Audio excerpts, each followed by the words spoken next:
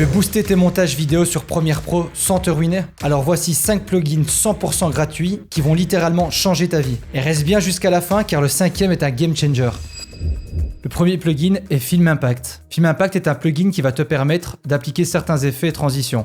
Donc pour ce plugin-ci, tu n'as besoin de rien faire, simplement de mettre à jour Premiere Pro et en fait le plugin est directement installé dedans. Donc comme tu peux le voir, il y a certains effets qui sont vraiment pas mal, notamment les lumières. Par exemple ici, vu que j'ai un clip avec du feu et donc de la lumière, je peux appliquer directement en sélectionnant mon clip. J'appuie ici sur Apply et là tu vois directement que l'effet est mis sur mon plan. Donc celui-là par exemple il me plaît pas trop, on va le changer, on va prendre par exemple celui-ci. Tu vois que directement l'effet est appliqué au plan et donc si je l'enlève, tu peux voir la différence directement ici avec les traînées lumineuses dans ce cas-ci. Donc là bien évidemment dans les options d'effet tu peux régler en fait tout ce que tu le souhaites au niveau de l'effet en question, mais tu peux aussi demander au plugin de te surprendre. Donc si tu cliques sur Surprise Me, tu vois qu'il a automatiquement changé les valeurs en fait des options d'effet. Si tu recliques dessus, il va à chaque fois te proposer quelque chose de nouveau. Après à toi de voir ce que tu veux en faire. Tu peux également cliquer sur Start Fresh et là ça te remet tout à zéro. Et donc tu peux aussi faire des transitions comme je te l'ai dit. Donc tu n'as qu'à simplement sélectionner tes deux clips. Tu vas dans Transition et tu peux par exemple appliquer cette transition-ci. Là tu vois que la transition s'est mise directement. Alors il y a une fonctionnalité dans ce plugin que j'aime particulièrement, c'est le fait de pouvoir aligner tes layers. Donc par exemple ici, donc tu vois que j'ai une séquence imbriquée de l'entièreté de mon texte. Donc si je rentre dedans, là je peux par exemple choisir que le 10 de mon texte, si je le sélectionne ici et que je pousse un petit peu ça pour voir un peu plus clair, je peux lui demander d'être aligné au centre. Jusque là avec Premiere Pro, pas de problème. Le souci c'est que pour X raisons, je souhaite imbriquer l'ensemble de mes textes pour après le déplacer là où je souhaite. Pourquoi? Parce qu'il y a une certaine animation que tu vois ici, qui est un effet de recadrage. Et ça, je te l'ai montré dans ma vidéo sur les effets de texte. Si tu la visionnes, tu comprendras pourquoi tu dois imbriquer pour pouvoir déplacer tout ça par la suite. Mais alors le problème, c'est que maintenant, je n'ai plus accès, en fait, si je te remontre dans Propriétés, je n'ai plus accès au fait de pouvoir aligner mon texte. Et bien avec Film Impact, tu peux le faire et c'est très simple. Donc tu vas d'abord ici remettre à zéro tes positions. Donc il est positionné là où je l'avais mis avant d'imbriquer ma séquence. Tu sélectionnes bien ton texte imbriqué, tu vas dans Effets, Tools, FX. Et là, tu cliques sur le premier, c'est Auto Align. Et là, tu vois maintenant que mon texte, donc ma séquence imbriquée, a bien été centrée au centre de mon image. Et là, tu peux le voir directement ici sur le côté. C'est centré horizontalement et verticalement. Bien évidemment, si tu le souhaites, tu peux changer le positionnement et mettre une certaine marge d'erreur pour que ton texte soit aligné comme tu le souhaites. Le deuxième plugin, c'est Premiere Composer. Donc une fois que c'est installé, tu vas dans Fenêtre, Extension et tu choisis Premiere Composer. Et là, c'est dans le même principe que Film Impact. Tu as un certain nombre d'effets et de transitions, mais tu as également des animations de texte. Tu as également des modèles graphiques comme ceux qui sont présents dans Premiere Pro. Donc, tu as quand même pas mal de choses qui sont prévues. Tu as également certains sound design, certains sont vraiment pas mal, donc c'est gratuit, donc autant en profiter. Mais ce qui est bien avec les transitions dans ce plugin, tu peux cocher cette case ici qui va te permettre d'ajouter en fait un sound design directement à l'effet. Donc si tu l'ajoutes, tu vois maintenant que ta transition est faite, mais que tu as également le sound design qui est présent au niveau de la transition. Et au niveau des animations de texte, c'est du glisser-déposer. Et là par exemple, une fois que tu arrives sur ton texte et sur ton animation, tu peux bien évidemment aller changer ton texte, la couleur et pas mal de paramètres. Le troisième plugin est Valhalla Supermassive. Alors les plugins sont faciles à installer. Celui-ci, j'ai dû faire une petite manipulation parce que je ne le trouvais pas dans mes effets. Je vais te le montrer, comme ça va être très simple.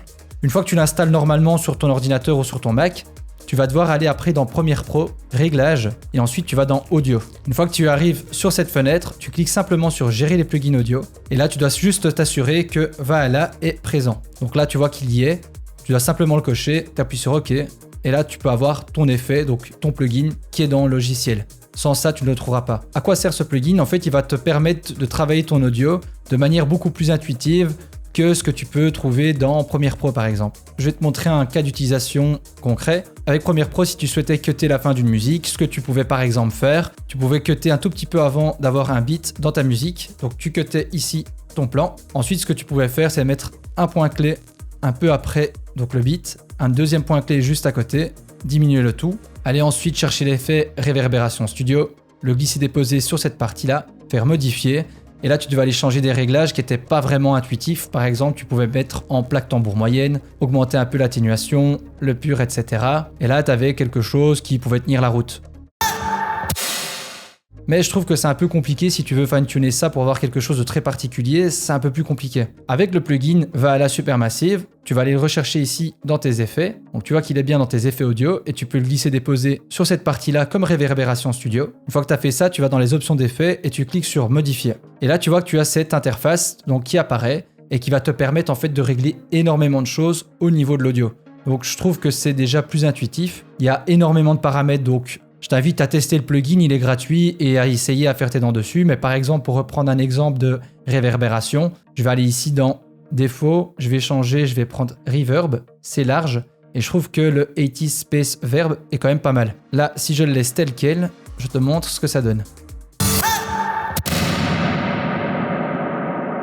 Voilà, après ça dépend de l'effet que tu souhaites, mais tu peux voir que si je change par exemple ici certaines particularités, je fais un petit peu n'importe quoi pour que tu puisses avoir une idée. Voilà, je sais pas du tout ce que je touche, je fais vraiment au hasard. Regarde la différence. Donc tu peux vraiment fine-tuner tes audios avec ce plugin et je trouve qu'il est quand même vachement complet.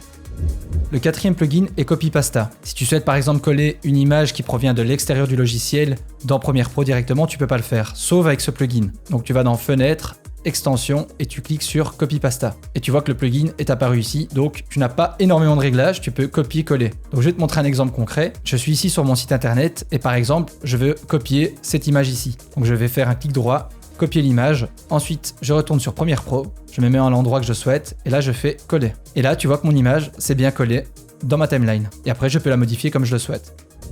Et le dernier plugin où j'étais dit que c'était vraiment un game changer dans Premiere Pro, je t'ai pas menti, je vais te le présenter, c'est Smoothify. Il pallie un problème que Premiere Pro a et qu'ils mettent pas à jour, je ne sais pas pourquoi, qui est quand même assez frustrant. Je vais te montrer ça. Donc imaginons mon logo ici, je vais mettre une image clé de position, d'échelle et de rotation. Et je souhaite qu'il démarre, on va dire du côté gauche, et que si j'avance un petit peu dans le temps, il se retrouve du côté droit, et que par la même occasion, il s'est légèrement agrandi, et qu'il a fait un tour sur lui-même pour arriver là, donc je vais mettre directement 360 degrés. Donc si on regarde l'animation, je vais rapprocher les points clés pour que ce soit un peu plus rapide, comme ceci. Donc si tu regardes l'animation, ça donne ça. C'est très linéaire.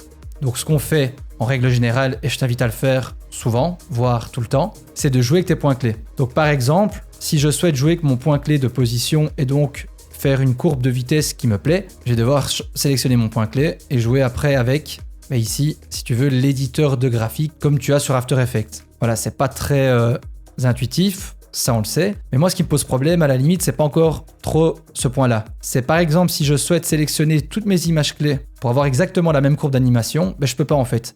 Tu vois que si je sélectionne tous mes points clés ici et que j'en prends un pour tirer et faire mon animation, ça fonctionne pas. Donc c'est assez frustrant. Et surtout ça me fait perdre du temps parce que je dois faire la même courbe ou du moins essayer de faire la même courbe pour chaque image clé.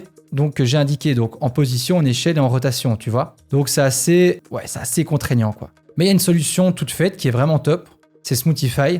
Donc là tu vas dans Fenêtre, Extension et tu cliques sur Smoothify. Donc tu vois que l'extension s'est ouverte et tu vas voir que le plugin il est vraiment super simple. Tu vas pouvoir déjà préconfigurer des courbes de vélocité, comme ça tu n'as plus qu'à les appliquer sur tes plans, c'est très simple. Donc pour ça par exemple, on va dire que je veux une courbe qui ressemble à une courbe en S, donc par exemple comme ceci. Donc si j'avais pas Smoothify, je devais faire cette courbe à chaque fois sur chaque point clé. Donc là, on va dire c'est une courbe qui me plaît. Ce que je peux faire maintenant, c'est l'enregistrer. Comme ça, je l'ai pour la suite et pour mes prochains projets.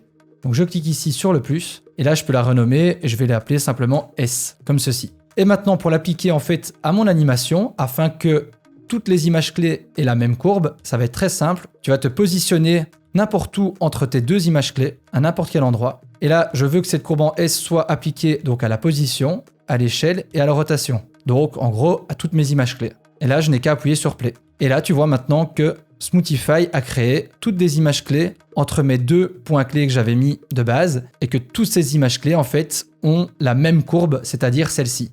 Donc, si tu regardes la différence, voilà ce que ça donne. Et ça va te faire gagner du temps et rendre tes animations vraiment beaucoup plus propres et plus fluides. Maintenant, tu disposes de 5 autres outils qui vont te permettre de booster tes montages sur Premiere Pro. Si tu as des questions, pose-les-moi en commentaire. Et si cette vidéo t'a été utile, n'oublie pas de liker et de t'abonner. C'était Mike et je te dis à la prochaine. Ciao!